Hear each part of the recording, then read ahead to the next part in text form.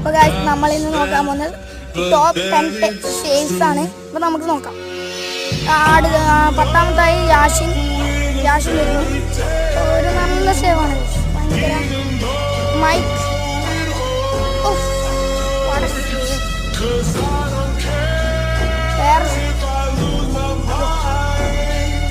Good shave.